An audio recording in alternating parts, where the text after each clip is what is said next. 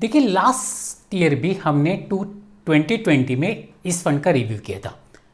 किसी भी पोर्टफोलियो के लिए में जो देखिए पोर्टफोलियो बनाते वक्त एक कोर पार्ट होता है और दूसरा पार्ट जो होता है वो होता है सैटेलाइट पार्ट।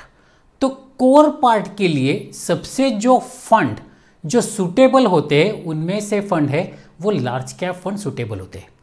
तो आज हम लोग एक ऐसे ही लार्ज कैप फंड का रिव्यू करने वाले हैं जिसका नाम है Mirae Asset large cap fund. देखिए कि जैसे मैं हमेशा कहता हूं कि आप अगर निवेश करते हो और फंड की या चाहे इन्वेस्ट इक्विटी फंड हो या म्यूचुअल या डेब्ट फंड हो या फिर सेक्टोरल फंड हो, आप किसी भी फंड की कैटेगरी को अगर ठीक से समझ लेते हो तो आपके लिए निवेश करना जो है वो एक आसान हो जाता है और आपका निवेश जो है वो ठीक से समझ जाते हैं। देखिए अगर आप समझ के या अंडरस्टैंडिंग करके अगर थोड़ा डिटेलिंग करके अगर निवेश करते हो तो आपके निवेश में कॉन्फिडेंस रहता है और फिर मार्केट में अगर शेयर मार्केट में या इकोनॉमी में थोड़ा ऊपर नीचे हो तो भी आप डरने की चांसेस कम रहते हैं। आप निवेश करते रहते हो और उनका आपका SIP चालू रहता है और आप निवेश निकालते नहीं हो। तो पहले समझ जाते हैं कि लार्ज कैप फंड क्या होती है। देखिए एम्फी और सेबी के हिसाब से जो पहले मार्केट कैपिटलाइजेशन के हिसाब से जो पहले 100 कंपनीज है वो कंपनीज लार्ज कैप में आते हैं।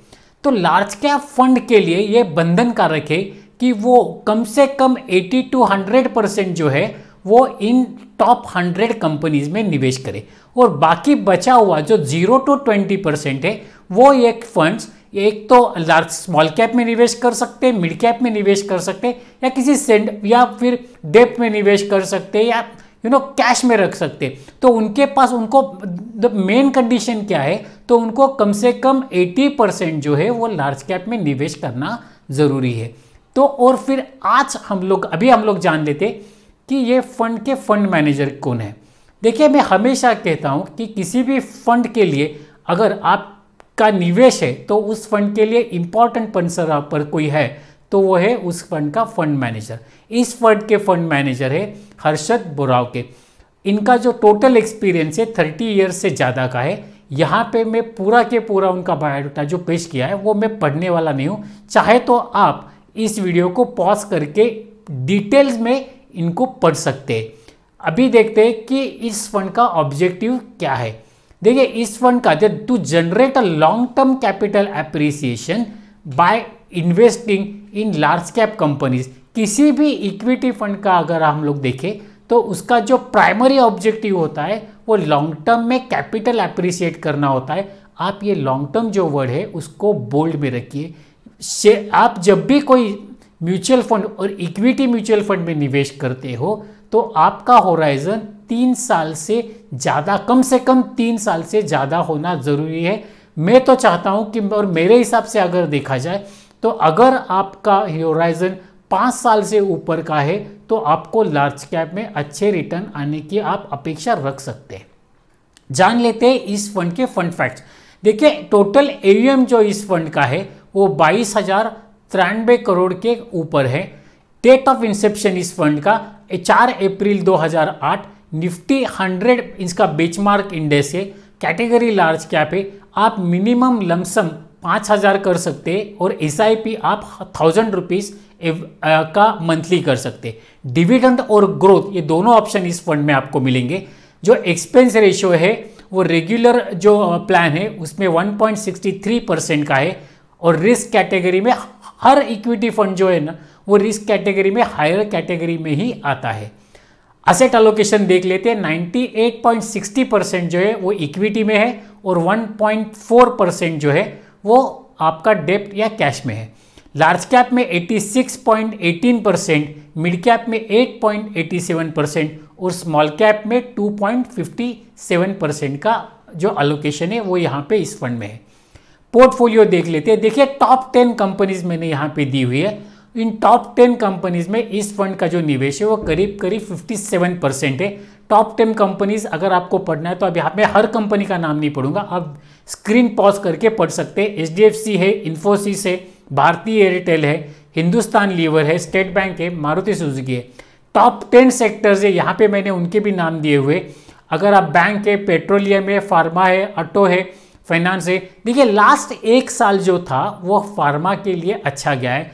अगर आप कंपेयर करना चाहो तो मेरा इस फंड का जो पहले का रिव्यू है वो रिव्यू में और ये रिव्यू में सेक्टर अलोकेशन आप अगर कंपेयर कर लो तो आपको पता चल जाएगा कि फंड मैनेजर ने वाइज मूव जो है वो टाइम पे लिया है या नहीं लिया है। अगर परफॉर्मेंस देखा जाए तो मिराई एसेट लॉन्ग टर्म का 1 ईयर रिटर्न जो है पॉइंट टू पॉइंट रिटर्न है 14.4%, 3 ईयर 8.83%, 5 ईयर रिटर्न 13.76% है। निफ्टी 100 का जो है 16.35% है, 3 ईयर का रिटर्न 10.42% है और 5 ईयर का रिटर्न जो है 13.17% है। कैटेगरी एवरेज रिटर्न अगर देखा जाए तो 1 ईयर का 14.21%, 3 ईयर का 8.03% और 5 ईयर का 10.94% के करीब है। लास्ट एक साल में जिन कंपनीज को इन्होंने पोर्टफोलियो में ऐड किया है उनके मैंने यहाँ पे नाम, उनका सेक्टर और कितना परसेंट अलोकेशन है ये डिटेल्स मैंने यहाँ पे दिए। अगर आप चाहे तो यहाँ पे वीडियो पॉज करके इनको ठीक से पढ़ सकते हैं। अगर मैं मोटा मोटा कहूँ तो एम्फोसिस में निवेश बढ़ाया है 0.8%, अगर अशोक लीलैंड में 1.3%, बजाज फाइनेंस में 0.06%। जिन कंपनीज को पोर्टफोलियो में से निकाला गया लास्ट एक साल में मैंने यहाँ पे उनकी लिस्ट अगर दी है तो उसको भी आप ठीक से पॉज करके पढ़ सकते हैं, तो आपको समझ में आ जाएगा कि आपका जो फंड मैनेजर है उसका इन्वेस्टमेंट ऑप्शन अप्रोच जो है वो कैसा है, वो अप्रोप्रिएट आपके हिसाब से वो स्टेप्स ले रहे हैं या नहीं ले रहे।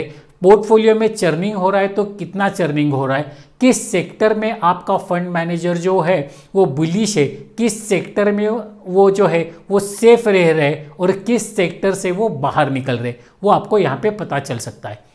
इंपॉर्टेंट रेशियोज अगर देख ले तो mean standard deviation, Sharpe ratio, Sortino, beta और अल्फा, इस फंड का mean 0.58%, standard deviation 21.48%, sharp 0.57%, Sortino 0.65%, beta 9.7%।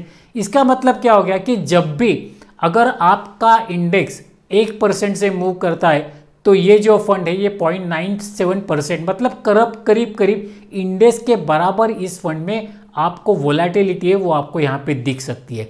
उसी तरफ मैंने कैटेगरी के आपको स्टैंडर्ड डेविएशन, शार्प और दिए हुए, और मैंने BSE 100 जो का जो है उसका स्टैंडर्ड डेविएशन यहाँ पे आपको दिया हुआ है। आप पॉज करके रेशियोज भी ठीक से पढ़ सकते हैं।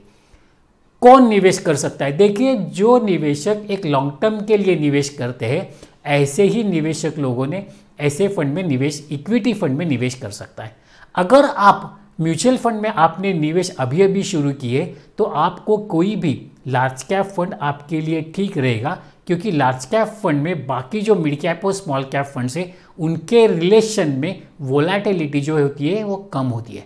जो निवेशक एक लॉन्ग टर्म में इन्फ्लेशन को बीट करने वाले रिटर्न की अपेक्षा रखते हैं ऐसे निवेशक इस फंड में निवेश कर सकते हैं। जो निवेशक उनका जो होराइजन है, टाइम होराइजन निवेश का, वो अगर 7 साल के से ऊपर का है या 5 से 7 साल भी कहे तो भी ठीक चलेगा, तो ऐसे निवेशक इस फंड में निवेश कर सकते हैं।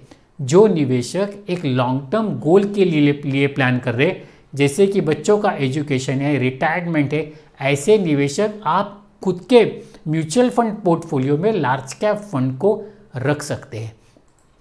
अभी देखिए, मैं हमेशा कहता हूं कि मैं जो वीडियो बनाता हूं ये वीडियोस जो है ये एक ट्रेनिंग पर्पस होते हैं, ना कि ये इन्वेस्टमेंट एडवाइस है। तो आप जब भी किसी फंड में निवेश करें तो आप आपके एडवाइज़र से ज़रूर सलाह लें, तो वो आपको आपका रिस्क प्रोफाइल, आपका गोल के लिए जो टाइम होराइजन है वो कितना है, वो सब देख के आपके लिए कौन सा फंड अप्रोप्रिएट है या नहीं वो आपको बता सकता है। अगर आप इस चैनल पे पहली बार आए हैं और अगर आपने अब तक इस चैनल को सब्सक्राइब नहीं किया है तो सब्सक्राइब ज़रूर कर देना, और सब्सक्राइब करते वक्त बेल आइकॉन दबाना न भूलना, क्योंकि जब भी मैं कोई नया वीडियो आप करता हूँ तो आपको उसका एक अलर्ट मिल जाएगा और आप वो वीडियो मिस नहीं कर पाओगे। दूसरा, अगर आपको ये वीडियो अच्छा लगा है तो इसको शेयर ज़रूर कर देना, और शेयर करते वक्त लाइक भी जरूर कर देना। Thank you very much.